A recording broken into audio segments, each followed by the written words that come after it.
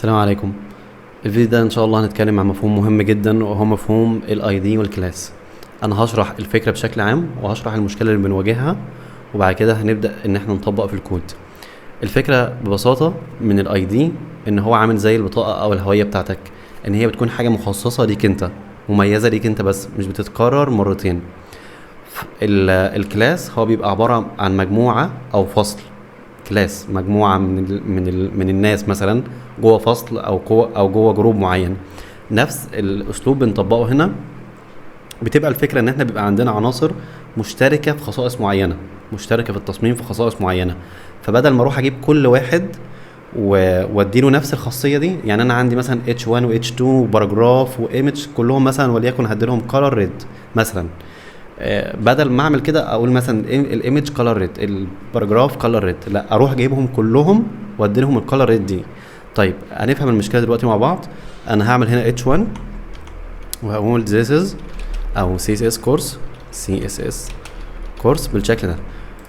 اللي انا هعمله ان انا هاجي هنا عند البي وهقول له color red بالشكل ده. هو هنا لون البي، لكن انا كمان عايز اجيب ال H1 هو كمان واديله color red. فاللي انا هعمله بشكل طبيعي، انا هنا ممكن اكتب اكتر من element عادي. هعمل H1 color red بشكل طبيعي. طيب ايه المشكلة؟ خلينا نقول ان انا هضيف H3 علشان نخلي اللعبة احلى، علشان تفهم الموضوع بشكل افضل. hello I am H3 ماشي. هروح برضو ال H3 ده هو كمان هقول له H3 color red. هل ده منطقي؟ هو منطقي بس مش صح. عندنا حاجة في البرمجة او مفهوم اسمه دراي، اللي هو don't repeat yourself. مينفعش ان انت حاجة زي كده تتكرر بالشكل ده، خصوصا ان انت ممكن يكون عندك عدد elements انت مش متخيله يكونوا كتير. فمش طبيعي ان انت هتروح تجيب كل واحد وتعملهم بالشكل ده. ايه اللي انا بعمله؟ اللي انا هعمله دلوقتي ان انا هحطهم جوه كلاس. كويس. الكلاس ده زي ما قلنا هو يعني المفهوم بتاعه هو مفهوم مجموعة، مفهوم حاجات ليها خصائص مشتركة. ايا كان الحاجة اللي انت هتسميها بيه سميها بيه.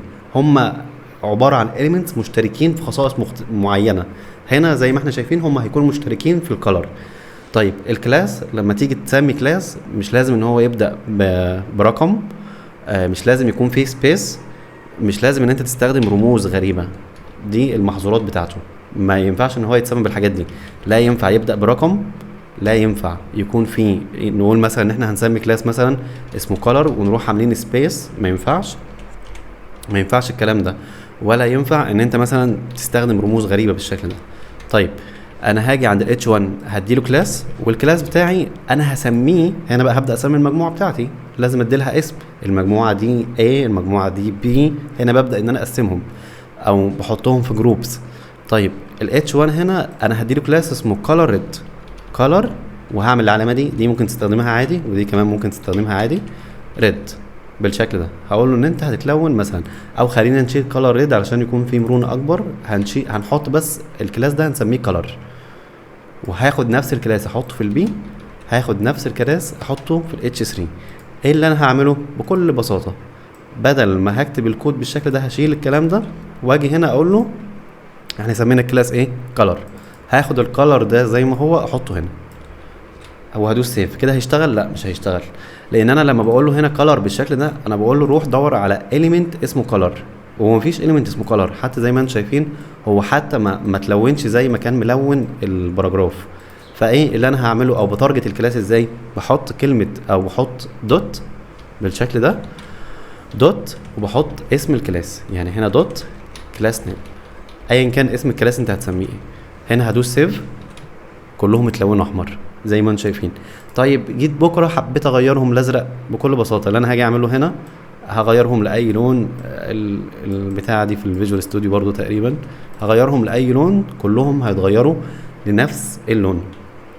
كده احنا فهمنا فكره الكلاس، ان هي مجموعه بنديلها خاصيه مشتركه او خصائص مشتركه. لان انا هنا ممكن اجي اكتب 20 كود كلهم هيطبقوا على الاليمنتس دي، وده هنفهم فايدته، وهنفهم الميزه بتاعته والمرونه بتاعته بشكل كبير جدا. طيب دلوقتي خلونا نتكلم عن الاي دي.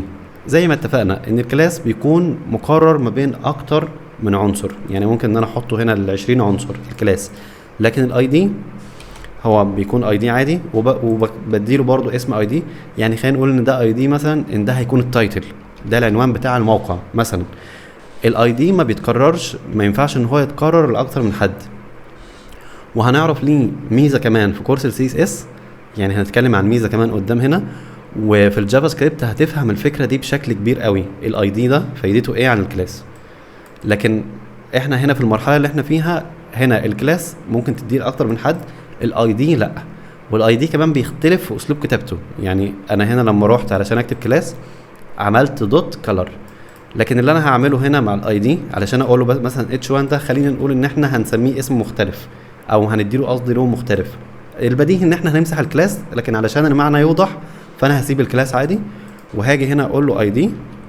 هنا بالشكل ده لما بكتب اي دي بحط علامه الشباك، لا بحط اسم الاي دي على طول اللي هو التايتل، ولا بحط دوت اسم الاي دي، لا بحط شباك اسم الاي دي. وهقول له مثلا ان الكالر المره دي هيكون ريد مثلا، خلينا نشوف. المهم ان هو يكون مختلف. خليني اسيف هنا الملف ده، ما سيفتش الاي دي.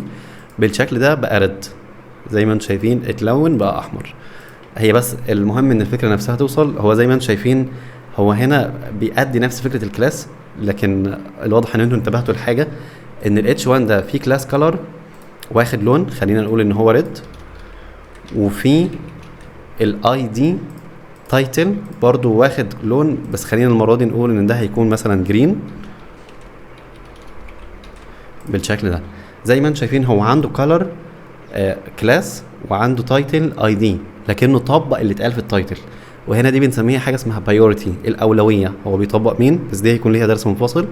لكن في الدرس ده اتكلمنا عن الكلاس وفهمنا فكرته بشكل عام، وفهمنا بنستخدمه ازاي، وفهمنا ان هو بيربط مجموعه من الاليمنتس مع بعض. اتكلمنا عن الاي دي وعرفنا ان هو حاجه مميزه بتروح لعنصر واحد بس. لو سميت ده اي دي تايتل معذره، ما ينفعش ان انا اسمي مثلا ده اي دي تايتل، ممكن اسميه اي دي ديسكريبشن. وعرفنا ازاي بنعمل لهم الستايل في السي اس اس. ان شاء الله الدرس يكون واضح، واشوفكم في الدرس الجاي ان شاء الله.